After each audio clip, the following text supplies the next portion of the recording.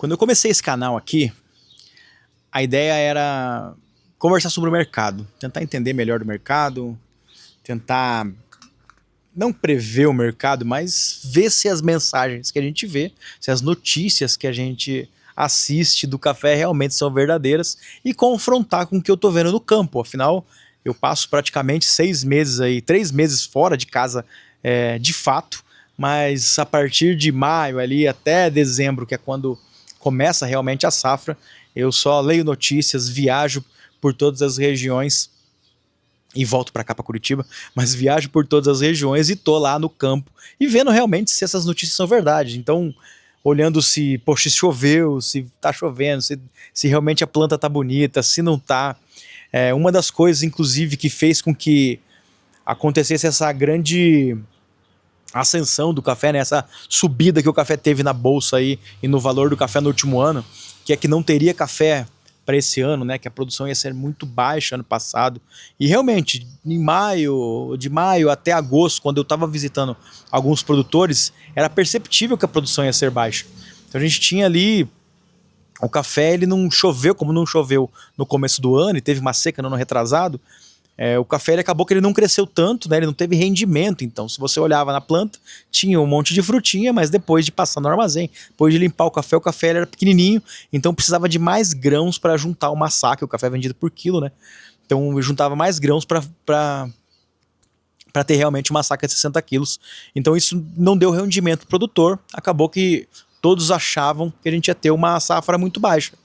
E foi realmente o que aconteceu comparado a outras safras, é uma safra muito baixa, o consumo está aumentando demais. Mas o que eu estou vendo agora, né? A gente está aqui no final de março, daqui praticamente 1 mês e meio, 2 meses começa a colheita. E o que eu estou vendo agora, conversando com alguns produtores, né? Liguei para alguns produtores para ver o que eles estão achando, o que eles estão vendo do mercado. E pasmem, vi um negócio muito legal. Então eu vou trazer isso como alguém que está dentro, não como algo que é realmente escrito na pedra. Mas o que aconteceu é o seguinte: tem muito produtor com café ainda. Então tem muito produtor com café guardado na tulha, guardado no armazém, guardado dentro da fazenda. E isso acende um alerta, porque hoje a gente vê que o café está tentando cair, então os fundos, né, as grandes torrefações estão tentando pressionar para que o café caia um pouco. Então a gente vê que o café está caindo né, na tela, na tela da bolsa. Então o café está caindo, mas não está dando negócio com o café mais baixo. Então hoje, né, no final de março, finalzinho, dia 27 hoje, então hoje o café está mais ou menos a R$ 1.900 na bolsa, uma bica corrida, e o produtor não está vendendo esse café nem por 2.100 nem por 2.200. Então a gente tem um diferencial muito grande aqui, um spread muito grande do preço que está na bolsa e do preço real, do preço físico, de quanto que o produtor está querendo vender esse café. E o que me faz pensar, né? De novo, isso aqui eu não estou falando para você investir em café ou não, mas eu estou só observando e trocando essa ideia com vocês. E o que me faz pensar? Me faz pensar que, poxa, a gente teve um desespero que não ia ter café. Na verdade, não era bem assim. Tem produtor com café guardado. Então, o produtor agora tá mais. Como o café subiu, né? Ele tá mais capitalizado, então ele pode escolher melhor seus negócios. Também não tô falando que o produtor tá certo ou tá errado, eu até acho que ele tá certo, mas ele pode escolher melhor seus negócios, né? E não tá aceitando preço baixo. Então ele tá lá com um café guardado, falou, beleza, eu vou vender pelo preço que eu acho que é justo. Tem muitos produtores que eu acho que o ego não deixa vender agora, porque perdeu aquela subida do café lá, R$ 3.000 e não vendeu, e agora o café caiu, e ele deve estar pensando, poxa, eu vou guardar, eu só quero vender meu café quando eu chegar a 3.000 de novo. Então pode ser isso também. Não, realmente a gente não sabe, né? E pode ser também que o meu ponto de vista é só um ponto de uma das vistas que existem, né? Das centenas de milhares de pontos de vista desse mercado de café. Então o que eu tô vendo e conversando com produtores amigos meus é que existe café sim, que tem café guardado, e esse produtor está segurando esse café. O que pode acontecer com esse café caso ele resolva vender esse café ou todo mundo resolva vender tudo junto? Até porque isso pode acontecer agora no começo da safra. Então a gente tem o começo da safra aqui daqui 2 meses, o produtor ele vai precisar se capitalizar para colher, é um gasto muito grande durante a safra, e resolve vender esse café. Então um começa a vender, o outro começa a vender, às vezes acontece um efeito cascata de todo mundo querer vender e o café realmente ter muita oferta, né, de venda, e esse café cair de fato e conseguir encontrar ali um preço legal entre compradores e vendedores. Mas isso é só uma hipótese, porque no final, que foi um pouco da minha exclamação, foi nem uma pergunta, mas a minha exclamação do último vídeo, que é, pô, se o café subiu, com quem que fica o dinheiro? E no final, o dinheiro realmente fica com os fundos, e isso eu estou estudando cada vez mais, e tenho entendendo cada vez mais. E cara, das 170 milhões de sacas que a gente produz no ano, hoje na bolsa ele é negociado mais ou menos 4 bilhões de sacas.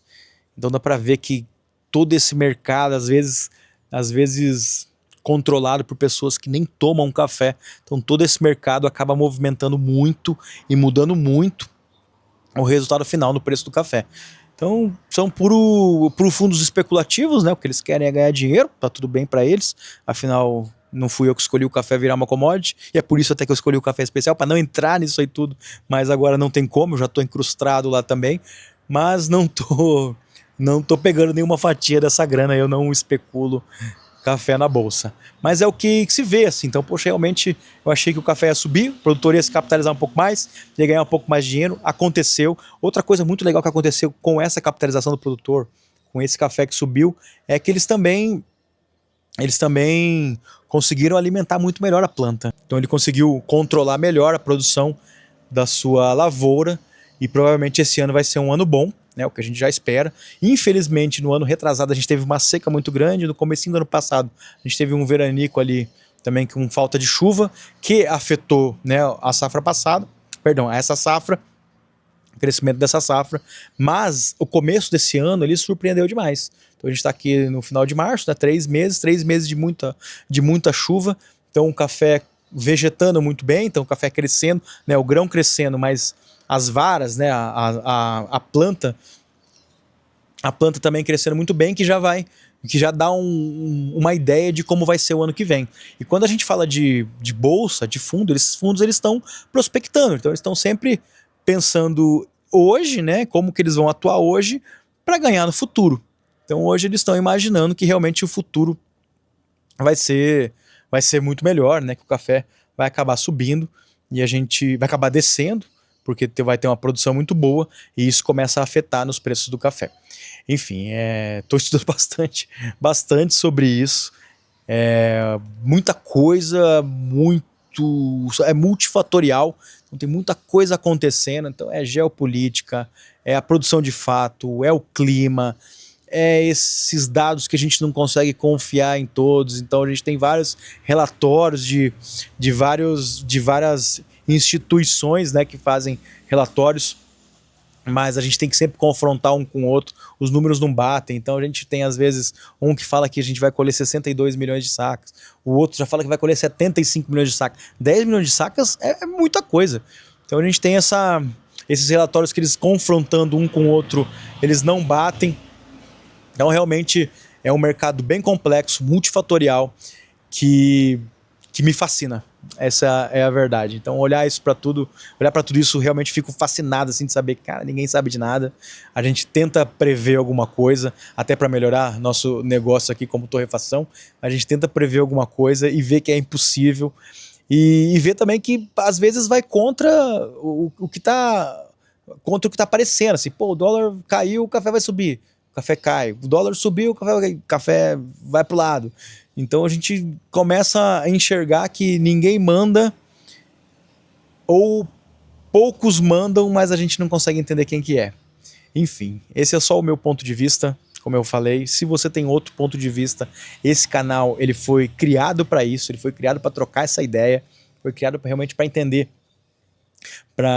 um pouco mais de café, compartilhar isso com vocês e saber se alguém aqui que tem interesse, que gosta dessas falas aqui, não quer escrever alguma coisa aqui embaixo aqui pra gente começar e para eu aprender mais e todas as pessoas que nos acompanham. Hoje a gente ainda é pouca gente, então vou pedir para você, se você gostou dessa fala, clica ali em se inscrever no canal para você ficar sabendo toda vez que eu postar e pra gente realmente ter essa troca de ideia aqui e entender melhor o mercado e quem sabe no futuro conseguir fazer decisões melhores aí dentro das nossas empresas.